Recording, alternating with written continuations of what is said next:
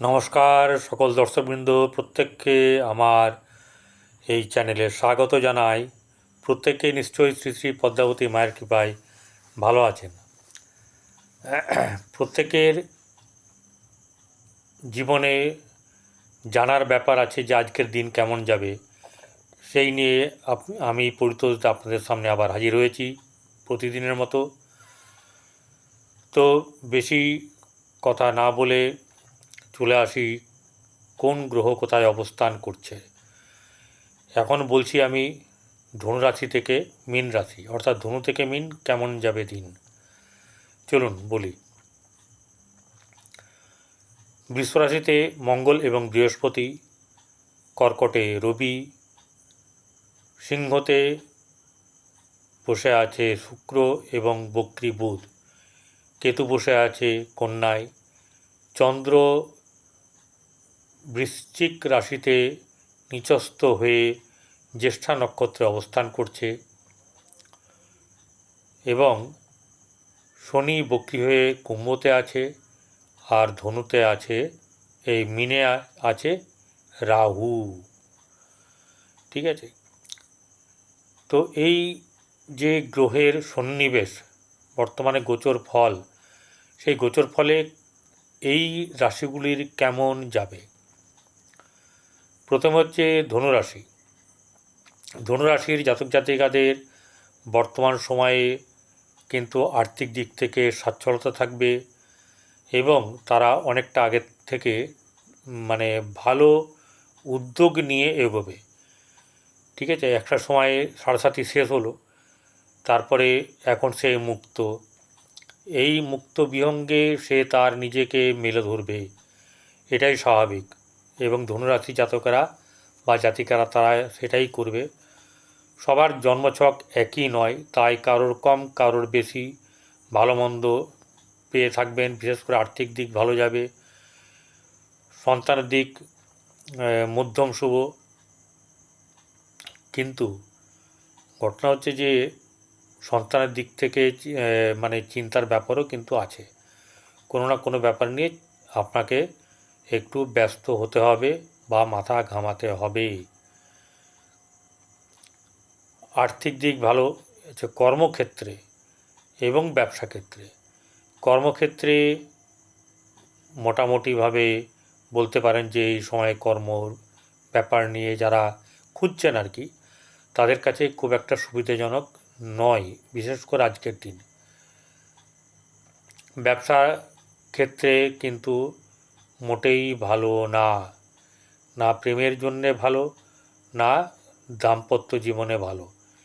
এই জায়গাগুলো যদি ঠিকঠাক করতে হয় তাহলে আপনারা কেশর বা জাফরান ভালো দেখে নিয়ে আসবেন, গঙ্গা জলে অল্প করে গুলবেন, নাভিতে কপালে তিলক করুন প্রতিদিন, তাহলে আপনার ক্ষেত্রে কিন্তু অনেকটা ভালো হবে। চলে আসি এবারে মকর রাশিতে।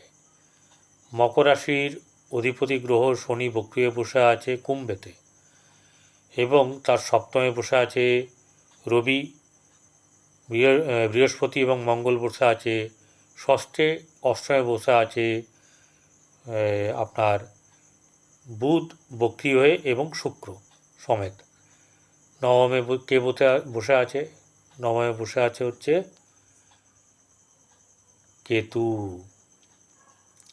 তো এই জায়গাগুলোকে দেখতে হবে ভালো করে। এরপরে হচ্ছে গিয়ে যে অর্থের দিক কিন্তু শুভ হলেও বাদবাকি ম্যাক্সিমাম দিকে বা বেশিরভাগ দিকে কিন্তু গণ্ডগোল আছে। এই গণ্ডগোলটা যতটা সম্ভব নিজেকে কিন্তু মানিয়ে নিয়ে, নিজেকে কিন্তু উদ্যোগ নিয়ে, নিজেকে মাঠে নেমে পরিশ্রম করে, ঠিক আছে, ব্যাপারটাকে সলভ করতে হবে। বিশেষ করে দাম্পত্য জীবনে অসুখের যে ব্যাপারটা আছে, সেই ব্যাপারে কিন্তু ঝামেলা ঝগড়াঝাটি করা চলবে না, করলে বরং বেড়ে যাবে দিনকে দিন ব্যাপারটা। তাহলে আপনাদের পক্ষে কিন্তু বা সমাজের কাছে আপনাদের ব্যাপারটা কিন্তু চোখে লাগবে এবং আপনাদের সেটা লাভবান হবে না। চলে আসি এবারে কুম্ভ রাশি। কুম্ভ রাশির জাতক জাতিকাদের সাড়ে তো চলছেই, তাহলে এই সাড়ে কুম্ভ রাশির জন্যে মধ্যম শুভ, সব দিক থেকে ভালো হবে এমন ব্যাপারটা নেই, তবে অনেক উদ্যম নিয়ে আপনারা কাজ শুরু করতে পারেন অলসতা ছেড়ে দিয়ে। যারা অলসতা করবেন তাদের ভাগ্য শুয়ে যাবে, তাদের কোনো কিছুই ভালো হবে না। এবং যারা কর্ম নিয়ে থাকতে ভালোবাসেন, কর্মী, তারা কিন্তু লাভবান হবেন। দ্বিতীয়ভাবে বসে আছে কে না রাহু। রাহু দ্বিতীয়ভাবে বসে থাকা মোটেই ভালো লক্ষণ নয়। সপ্তমে বসে আছে কেতু, ষষ্ঠে বসে আছে আপনার বুধ এবং শুক্র, বুধ ভক্তি হয়ে। তাহলে মানে ব্যবসাজনিত ব্যাপারে কিন্তু খুব একটা যে লাভবান হওয়ার ব্যাপার সেটা হবে না, হতাশাগ্রস্ত হবেন আজকের দিনটা। সেই ক্ষেত্রে বলবো এই 15ই আগস্ট 30শে শ্রাবণ বৃহস্পতিবার দিনটাকে আপনারা ভালো করে কাটাবার চেষ্টা করুন। কোনো ঝুটঝামেলা ঝঞ্ঝাটে যাবেন না, মনোমালিন্য ব্যাপারটা করবেন না এবং বিরক্ত বোধ হবেন না। বাইরে ঘুরে আসুন, নিজেকে কর্তব্যনিষ্ঠ ব্যক্তি হিসাবে নিজের কাছেই প্রমাণ করুন, কারোর কাছে প্রমাণ করার দরকার নেই, তাহলে কিন্তু আপনার ভালো হবে। আপনার ব্যবসা ক্ষেত্রে বলুন, কর্মক্ষেত্রে বলুন, প্রেম, দাম্পত্য জীবন মোটেই কিন্তু এগুলো ভালো না। এবার বসে আছে মিনেকে বসে আছে না, মিনের বসে আছে রাহু।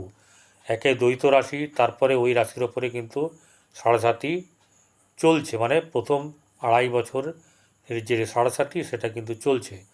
অতএব মীন রাশির জাতক জাতিকারা স্বাভাবিকভাবে তাদের মস্তিষ্ক অনেক সময় কাজ করবে না, তাদের মাথা গরম হবে, তারা দিক বিদিক করে বাড়াবে, ছুটে বাড়াবে যে কোনটা করলে ভালো সেটা বুঝতে পারবে না।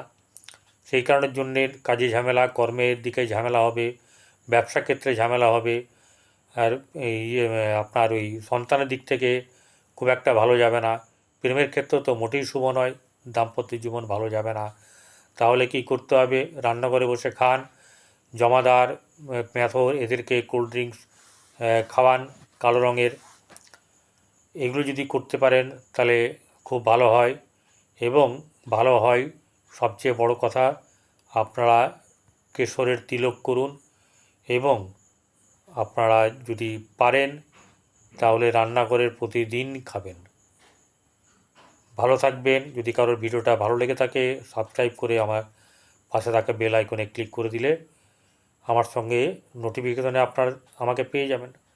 যখনই নোটিফিকেশন যাবে আপনি ওপেন করবেন, ওপেন করলেই আমার ভিডিও দেখতে পাবেন এবং জ্ঞান সঞ্চারিত হবেই, একদম গ্যারান্টেড। ভালো থাকবেন। শ্রী শ্রী পদ্মপতি মায়ের কৃপায় আপনারা সকলে ভালো থাকুন। নমস্কার। জয় হিন্দ। বন্দে মাতরম।